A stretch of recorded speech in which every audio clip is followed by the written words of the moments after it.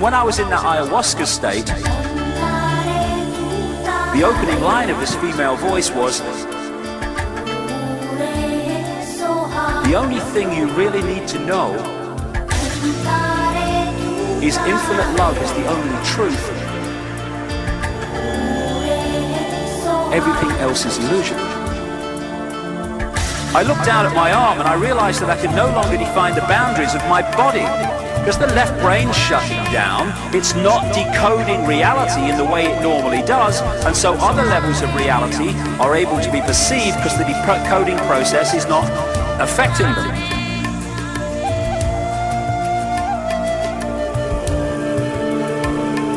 Land of mountain. Infinite love is the only truth.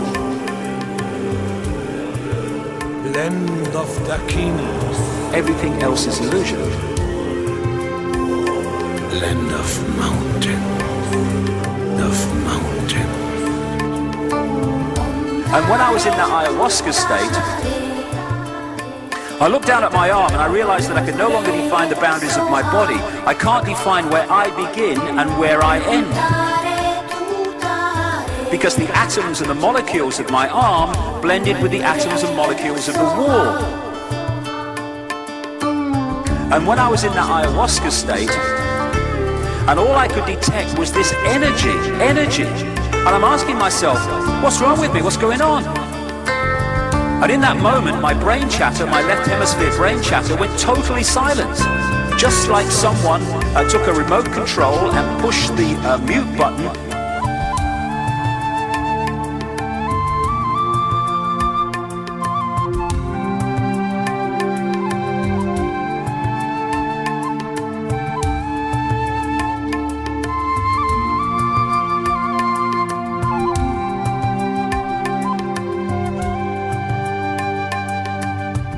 When I was in that ayahuasca state, at first I was shocked. Land of mountain. But then I was immediately captivated by the magnificence of energy around me. Land of mountain. And because I could no longer identify the boundaries of my body, I felt enormous and expansive. I felt at one with all the energy that was, and it was beautiful there. Imagine what it would be like to be totally disconnected from your brain chatter that connects you with the external world. So here I am in this space, and any stress that related to me, to my job, it was gone. And I felt lighter in my body. And imagine all of the relationships in the external world and the many stresses related to any of those, they were gone. A sense of peacefulness. See, all this stuff, all this stress, all this stuff that causes such grief, and stops us from finding joy. It's all body computer stuff, not consciousness.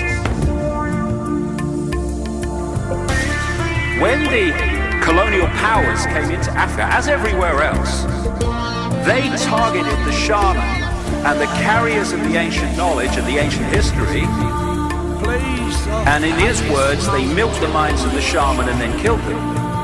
So to keep the knowledge alive, the shaman streams started to create their own secret societies with horrendous initiation rituals to make sure you really wanted the knowledge. And they carried it underground so it would survive. Because what the colonial powers wanted, in other words, these bloodlines behind the colonial powers, they wanted to destroy as much of the ancient knowledge as possible, because then they could impose their own version of history, which would write out what they didn't want people to know.